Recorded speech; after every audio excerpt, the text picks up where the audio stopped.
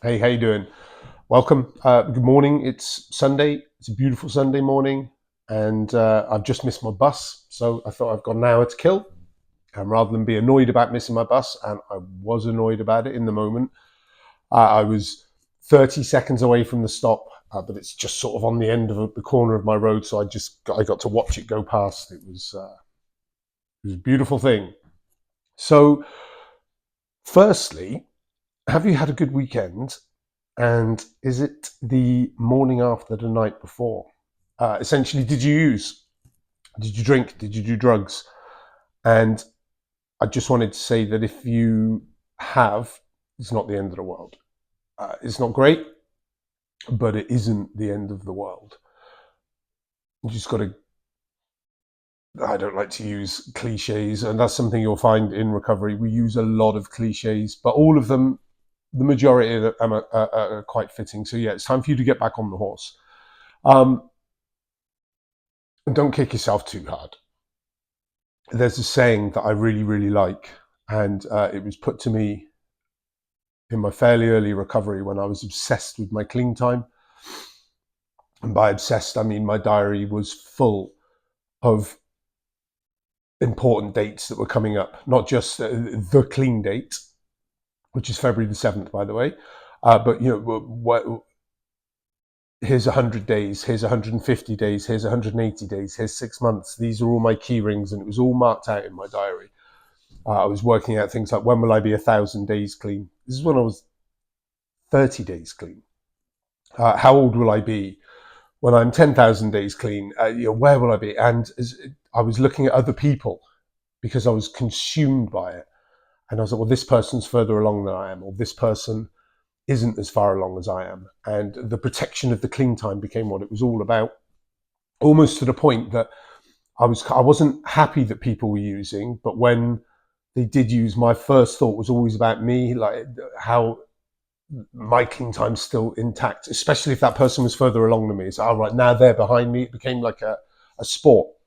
And a guy named Joshua, he's no longer with us. He is traveling the universe as a soul, I like to think. And he took me to one side and said, bro, it doesn't matter how far away you are from your last drug. What matters is how close you are to your next drug. And yeah, everything changed for me in that minute in terms of how I felt about clean time.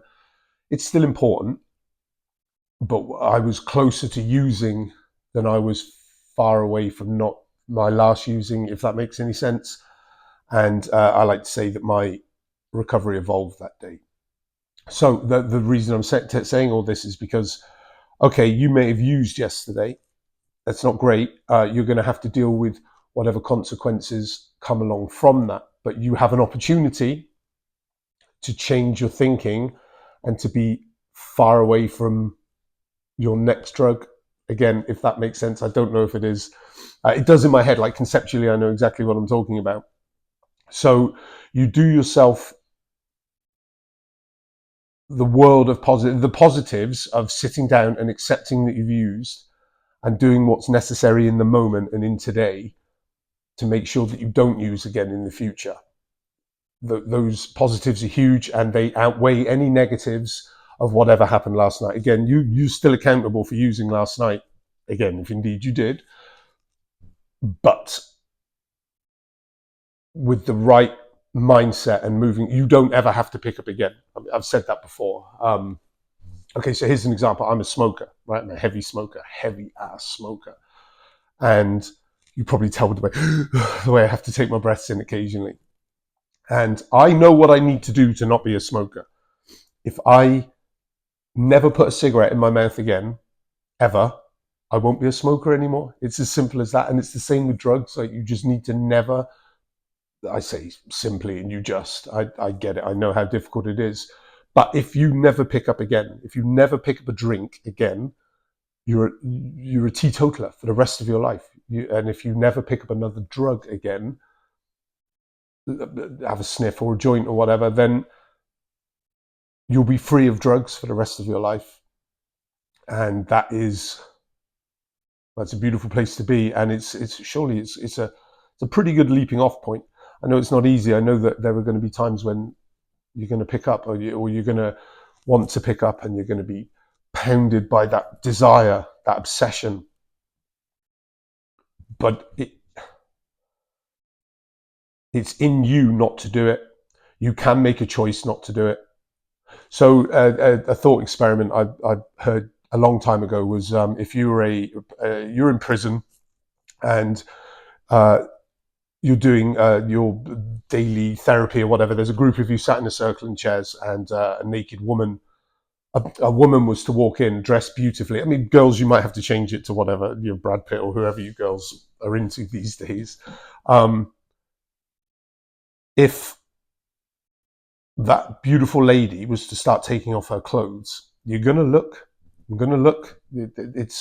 We would call it human nature. I'm a man, therefore I must look. Or I'm a woman, and that's a naked guy getting naked, and I must look. Okay, cool. Now, what if just before that person started taking off their clothes, they offered you the keys to your freedom? They offered you a life without drugs. They offered you £100 million. They offered you the cure to cancer or an illness for your child. Whatever it is, whatever your thing is, whatever that absolutely most important, undeniable thing is, they offer it to you. The only thing you need to do to get it is not look when the person's taking their clothes off. You're not going to look. I'm telling you, you may think, oh no, the positives, the reward is too great for you to suffer that or to allow that short-term gain to take it away from you. And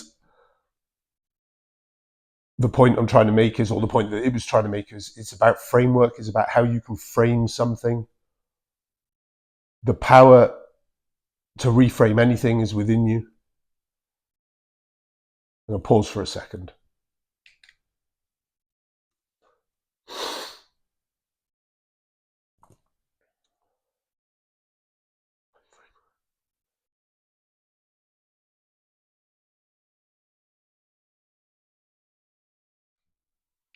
So I'm back. It's been a couple of hours, been shopping, taking the dog for a walk, done all the things that I needed to do.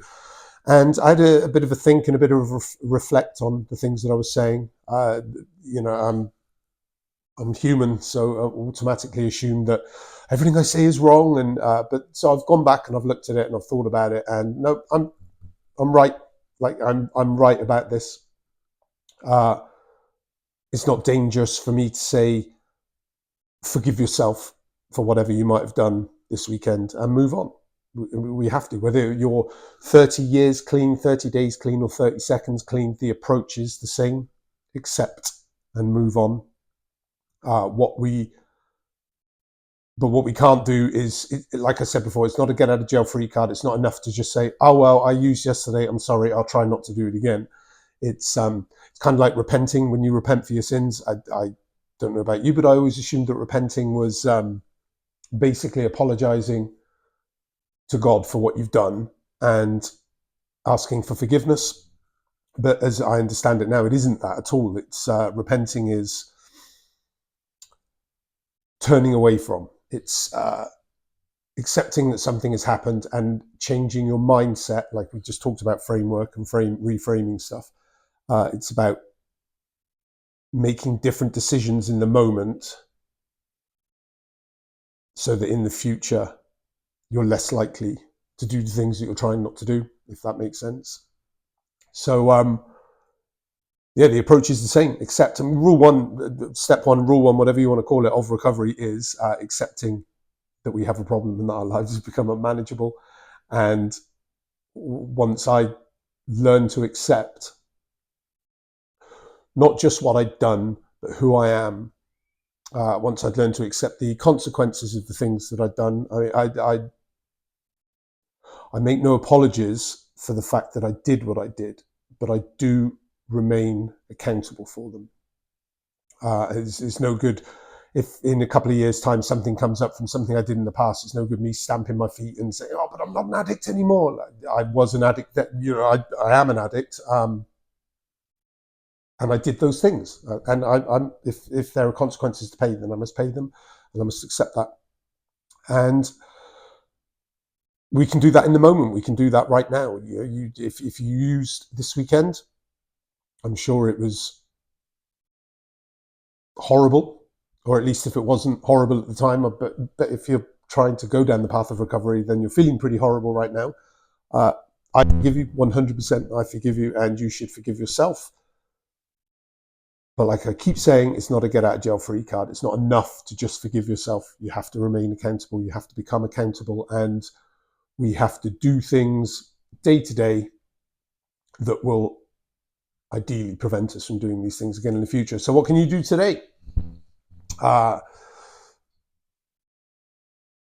can sit with it. You can sit with your feelings. Whatever you've got going on inside, you can just sit on the sofa with your hands in your lap and your eyes gently closed and allow those feelings to be, allow those thoughts, however intrusive they might be, allow them to be, give them their moment in the sun, because that's the only way you're going to dissolve them. And a lot of these thoughts are likely from stuff that happened years ago, from this residual buildup of all the stuff that's gone on in your life prior to today. But we feel them in the moment like they're super current, and that that's all there is going on right now. But it isn't. It's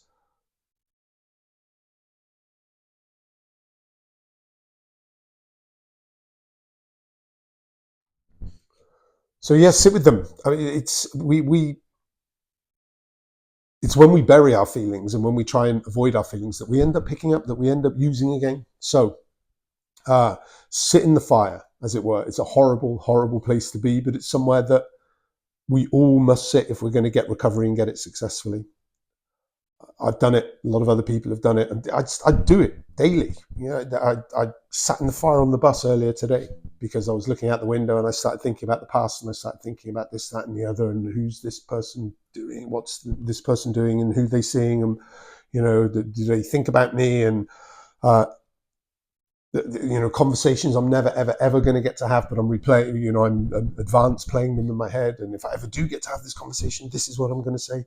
And then all that I make it sound like that went on for hours. It didn't. It went on for about 10-15 seconds. And then once I realized that I was doing it, I was like, oh, I'm doing that again. Allow it to be. So, yeah, good luck. Reach out, leave a comment if there's anything else you want me to talk about, or if there's anything else that you're struggling with that I might be able to help with. If I can't help, I'm sure I know somebody who can. So, yeah, and just your final homework, as it were, for this week. Hello, Dodger. Final homework for the next few days is be accepting, remain accountable, and don't pick up. Thanks. Bye.